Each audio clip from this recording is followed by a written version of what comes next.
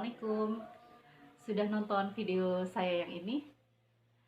Di situ saya mengajarkan bagaimana mengkompos dengan menggunakan bak komposter tunggal. Kenapa sih saya memilih bak komposter tunggal? Karena ukurannya. Jadi, ukuran bak itu cocok banget buat rumah saya yang isinya ada 7 orang. Iya, 7 orang. Nah, kalau seandainya saya menggunakan bak komposter tumpuk, biasanya bak komposter tumpuk itu kan ukurannya lebih kecil ya, supaya bisa ditumpuk, jadi tidak jebrol gitu. Saya akan butuh 2 atau 3 dengan produksi sampah keluarga kami yang isinya 7 orang. Jadi kami tidak menggunakan bak komposter tumpuk yang memanen air lindi. Kami menggunakan bak komposter tunggal, dan air lindinya itu sengaja kami alirkan ke tanah di bawahnya. Jadi kami meletakkan bak komposternya di atas tanah. Jadi air lindi bisa langsung mengalir ke tanah di bawahnya dan menyuburkan tanah itu. Seiring perjalanan edukasi komposting, saya mendapatkan beberapa pertanyaan dan curhat dari orang-orang yang sudah mencoba mengkompos. Ternyata banyak yang membuat kompos menggunakan bak komposter. Padahal mereka sebenarnya memiliki halaman rumah yang cukup luas. Nah, sebenarnya untuk mereka yang memiliki halaman rumah cukup luas, sebaiknya mengkompos saja di halaman rumah. Jika diperhatikan, sebenarnya alam sudah memiliki mekanisme sendiri untuk mengurai sampah-sampah organik yang diproduksi oleh alam. Contohnya, daun-daun yang berjatuhan di lahan ini tidak menjadi sampah yang bertumpuk. Walaupun daun, batang, dan buah berjatuhan setiap hari, dan tidak ada yang menyapunya. Itu karena sampah organik yang berjatuhan bisa selalu diurai oleh alam menjadi humus yang membuat tanaman menjadi subur. Kemampuan alam untuk mengurai sampah kebun membuat orang tua kita zaman dulu terbiasa membuat lubang kompos di kebun untuk membuang sampah dapur agar cepat terurai oleh alam. Banana Circle adalah salah satu contoh dari aplikasi metode ini. Nah, saya mencoba mengikuti metode itu untuk membuat kompos langsung di tanah. Nah, ini nih komposnya. Biasanya lubang kompos dibuat di lahan yang teduh, di bawah pohon, untuk menjaga kelembaban kompos.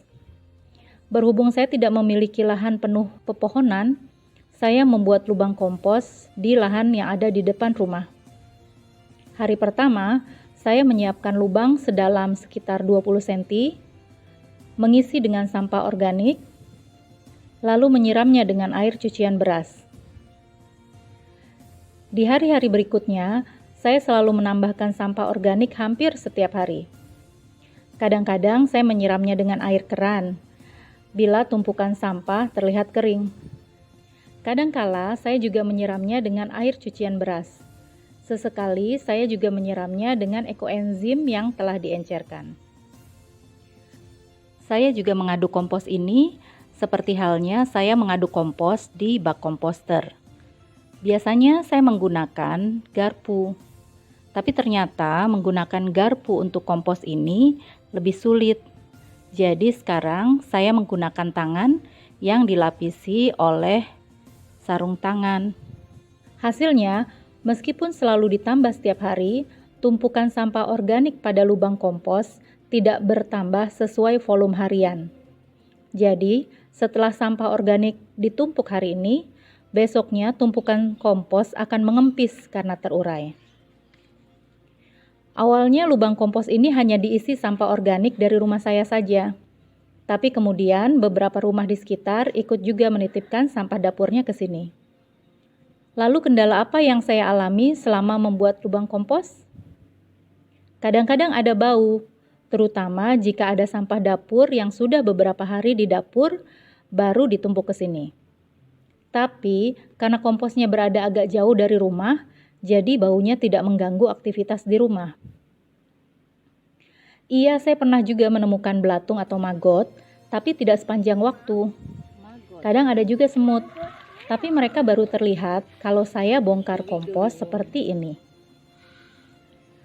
Pernah saat saya pulang kantor, saya menemui kompos kami sudah diacak-acak.